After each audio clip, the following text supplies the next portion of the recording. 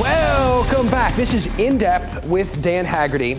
I'm Dan Haggerty. It is a special little segment that we do at 7 o'clock sometimes, and we spend a little bit more time on stories. We approach them a bit differently, too, than you would typically see on the local news. It's also a segment that really relies on you getting involved. I love to use viewer feedback. I love to answer your questions or get them answered by people much smarter than me. So please email me your thoughts at dan@wral.com. Now, today, I'd like to do a segment within a segment called Wait, What?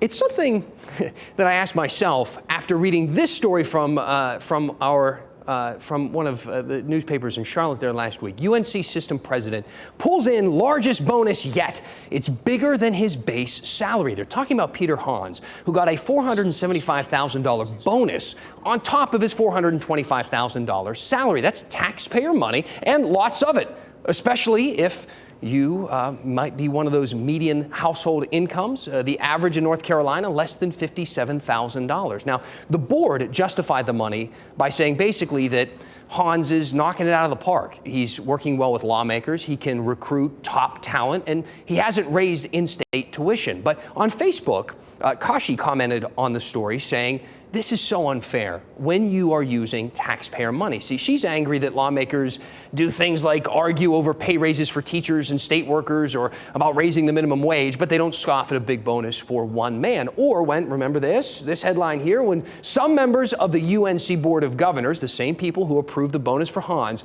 criticized the university's free tuition plan for students whose families make less than $80,000 a year. So, if you also said, wait, what, over Hans's bonus bucks, I get it. But first, let's go in depth and start with WRAL's Jack Hagel. See, he is our state government editor. He has spent years with the Wall Street Journal and covered big business executives for much of his career. There are very few people who can do this type of job and do it well. And the market is the market. There are only so many people out there in the market who are capable of doing this job, who have proven that they can.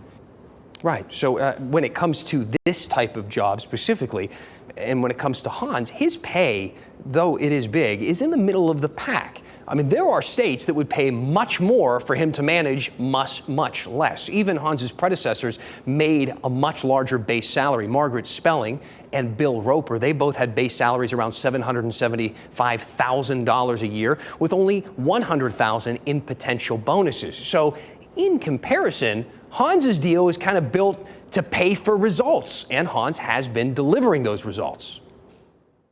Now, in the private sector, they're looking for a return to investors, for instance. Here, they're looking for a return to taxpayers. Is the university system providing value to the state?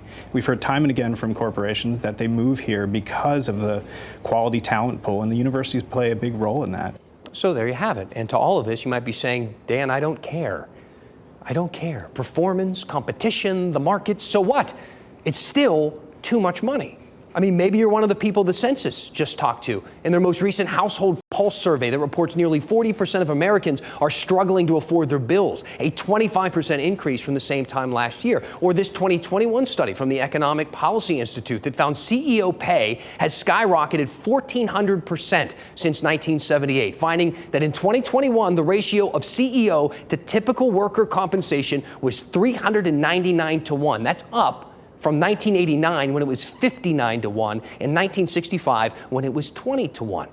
Then again, that is the private sector, which I should say isn't apples to apples, but does share trends with the public sector and everywhere in between, like our government-controlled monopolies like Duke Energy, which I've highlighted several times before in this segment, who also pays big for strong leadership, paying CEO Lynn Good more than $21 million in 2022, up from $16 million in 2021, all while lobbying lawmakers to raise your rates. So again, if you're still saying, wait, what?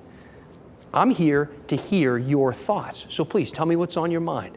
Ask your questions. Here's the email again, dan@wral.com. Let me hear your opinions on this story or anything else you want us to discuss, and we will go in depth.